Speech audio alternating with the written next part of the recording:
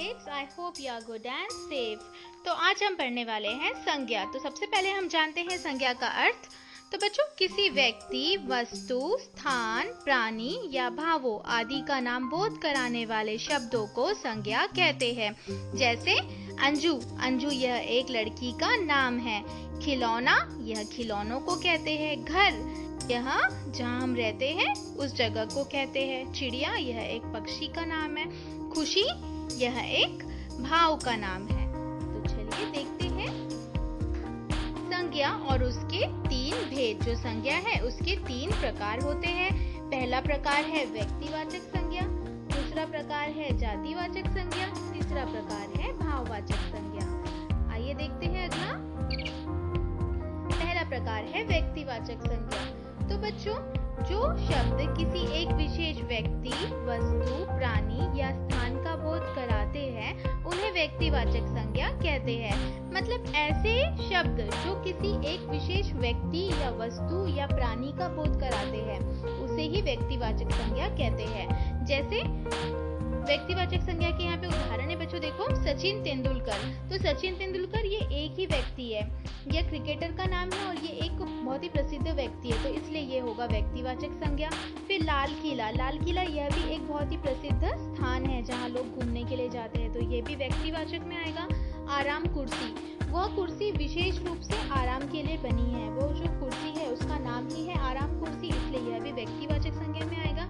कामधेनु, ये गाय को कहा जाता है, तो ये जो पूरी गाय है, गाय को कामधेनु कहा जाता है, तो इसलिए ये भी व्यक्तिवाचक संज्ञा कहलाएगी। तो चलिए बच्चों देखते हैं इसके और उदाहरण। अब्राहम लिंकन अमेरिका के राष्ट्रपति है ना, तो इसलिए ये है व्यक्तिवाचक संज्ञा में आएंगे। ताजमहल, यह घूमने का स्थान है, बहुत ही प्रसिद्ध स्थान है, इसलिए व्यक्तिवाचक संज्ञा में आएगा।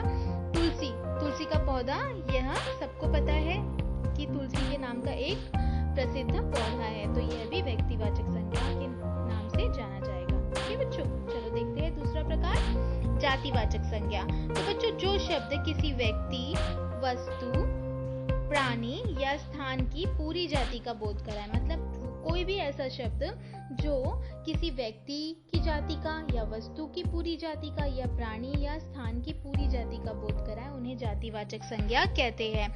जैसे डॉक्टर, तो बच्चों डॉक्टर यह एक जातिवाचक संज्ञा कहलाएगा, क्योंकि डॉक्टर अलग अलग होते हैं। दांत का डॉक्टर अलग होता है, कान का डॉक्टर अलग होता है, नाक का डॉक्टर अलग होता है, सामान्य डॉक्टर, जनरल फिजिशियन अलग होता है ना, इसलिए डॉक्टर यह जातिवाचक संज्ञा में आएगा। फिर पेड़, पेड़ भी अलग अलग किस्म के होते हैं, नीम का पेड़, जाम का पेड़, आम का पेड़, जामुन का पेड़, ऐसे बहुत सारे पेड़ होते हैं, इसलिए यह भी जातिवाचक संज्ञा में आएगा। फिर पुस्तक, जो पुस्तक है वह भी अलग अलग तरह की पुस्तकें होती है ना, ये कहानी की पुस्तक अलग होती है, गीत की पुस्तक अलग होती है, कविता की पुस्तक अलग होती है, कॉमिक्स अलग होती है, इसलिए यह भी जातिवाचक संज्ञा में आएगा।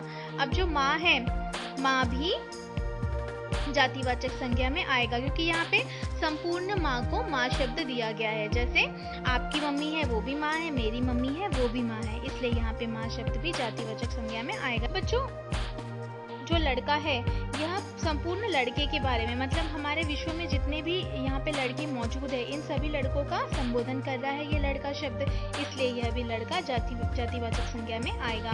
जो शहर है, शहर भी बहुत सारे होते हैं, मुंबई, दिल्ली, कोलकाता, नागपुर, गोंदिया, तो इसलिए शहर भी जातिवाचक संज्ञा में आएगा। गाँव भी बहुत सारे होते हैं बच्चों, तो गाँव मतलब बहुत सारे स्थानों को संबोधित कर रहा है, इसलिए गाँव भी ये भी जातिवाचक संज्ञा में आएगा। चलिए जानते हैं इसका तीसरा प्रकार, भाववाचक संज्ञा।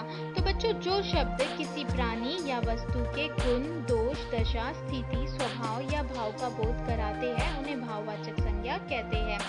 बच्चों, जैसे कि गुण अर्थात उसका गुण क्या है, जैसे आम की बात कर रहे हैं तो आम कैसा है, मीठा है, तो ये हो गया उसका गुण। दोष मतलब उसकी बुराई, अगर बुराई भी है तो भी यह भाव में आएगा। जैसे करेला कड़वा है, तो करेला की कड़वाहट ये उसकी अच्छाई है, पर हमें करेला जनरली पसंद नहीं होता है, तो हम इसे दोष कह सकते हैं। दशा भी कह सकते हैं, दशा भी भाववाचक में आएगा, स्थिति भी भाववाचक में आएगा।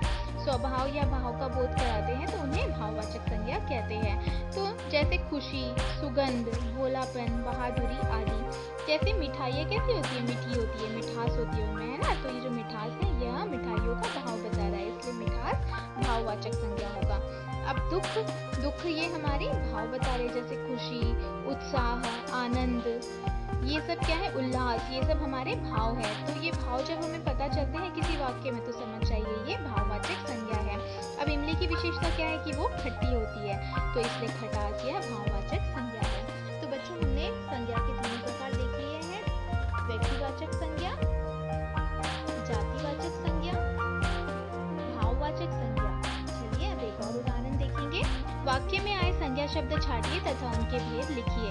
अब जैसे यहाँ पे एक चित्र है, उसमें मम्मी बच्चे से कुछ कह रही है। चलिए ऐसा लग रहा है कि डांट रही है, क्योंकि हाथ ऐसा उंगली दिखा रही है ना, एक उंगली दिखा रही है। चलिए देखते हैं। घर के बाहर माँ मोहन को डांट रही है। और दूसरे में चित्र में हमको एक सैनिक दिख रहा है, तो सैनिक बंदूक लेकर खड़ा है ना, तो सैनिक ने वीरता दिखाई। तो बच्चों यहाँ पे आपको संज्ञा शब्द छाट कर लिखना है। तो यहाँ पे संज्ञा शब्द कौन कौन से होंगे? घर, माँ और सैनिक, मोहन, डांट, वीरता, ये सब क्या होंगे बच्चों? संज्ञा शब्द होंगे। आइए इसके उत्तर देख लेते हैं। तो घर जो है वो जातिवाचक संज्ञा है, माँ भी जातिवाचक संज्ञा है, मोहन व्यक्तिवाचक संज्ञा है क्योंकि ये व्यक्ति का नाम है, डांट यह भाववाचक संज्ञा है, सैनिक जातिवाचक संज्ञा है और वीरता भाववाचक संज्ञा है। ध्यान से देखिए बच्चों, यहीं से हमने वो शब्द निकाले हैं। तो ऐसे ही आपको अगर कोई वाक्य मिले तो आपको उसमें से जातिवाचक संज्ञा,